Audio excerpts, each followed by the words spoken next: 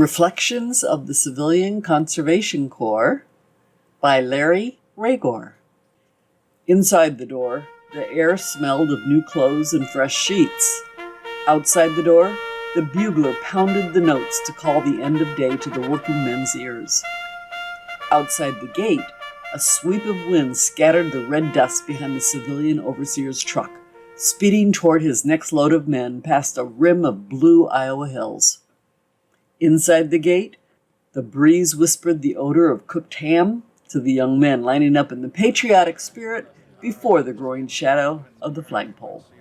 Like myself, they were young and hungry, and anxious to earn money for the summer of 1940. As beads of sweat formed, the supply sergeant's eyes shifted from me to the clock. I quickly pressed the clothing he gathered for me into my new barracks bag. He squinted at me. "You got a smoke?" he said, drying his brow with my towel. "Got the makings," I answered, pulling a loose bag of Bull Durham and a packet of wraps from my shirt pocket. His voice was full of connotations, without much detail, as he rolled one up and fired it. "You'll be in the first barracks. Take these gunny sacks. You ever fight fires before? You'll find a bunk. Give this mop to Sergeant Williams. Always make sure your shovel is oiled when you turn it in. There's a footlocker. Watch out for any coon-tailed crooks. You can buy a locked jawbone from the quartermaster." His eyes jumped to the rush of troops outside. "Hurry up, I gotta go," he ordered, crowding me out the door. Of all the names for the 3 C's, Cross-Country Cowboys was the most accurate and complimentary. I met characters from many states. One old man of 22 quickly borrowed a 3-cent stamp to send his paycheck home to the family. My barracks was a Spartan, mean-looking building. Sergeant Williams was just as mean-looking, and like the rest of us, he was always broke.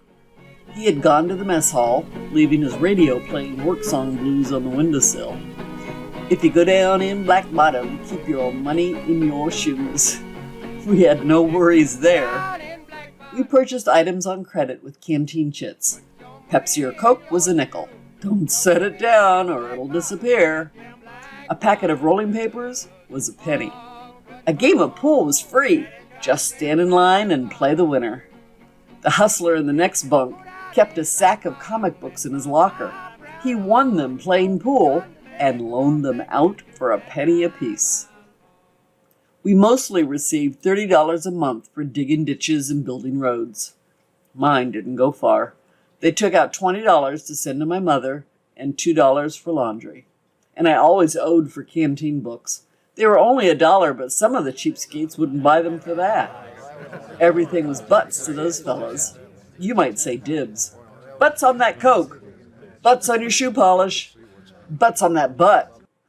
When cutting grass, at times it was necessary to hide from these moochers in the outhouse just to roll a cigarette, or they would try to bum one off you.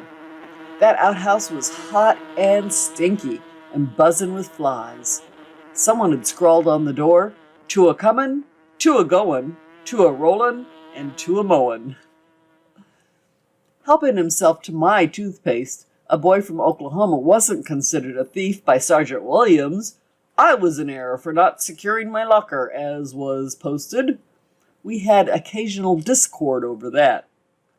Nonetheless, the first sergeant was a father figure, tolerant in his wisdom. He kept a pair of boxing gloves hanging in the orderly room. However, I recall only one really good fight, and I was in it. The toothpaste kid wasn't too gifted in smarts or fists.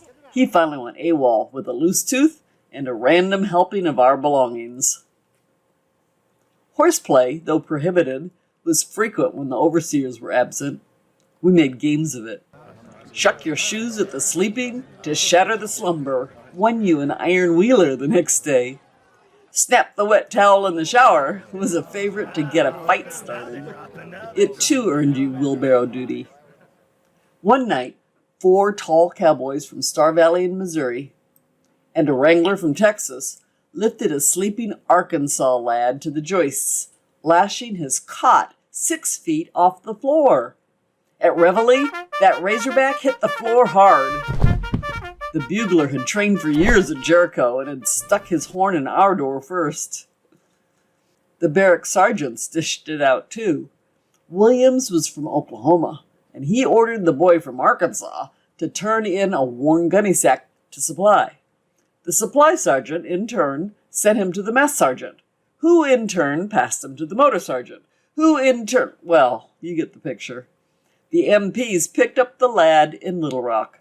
He was still dragging that worn-out gunny sack. Cleanliness is next to godliness, they say, and the supply sergeant's name was also used in vain. He thought those long-handled shovels were his personal property. I pulled a lot of KP over a speck of clay caught in the recess of a handle one day.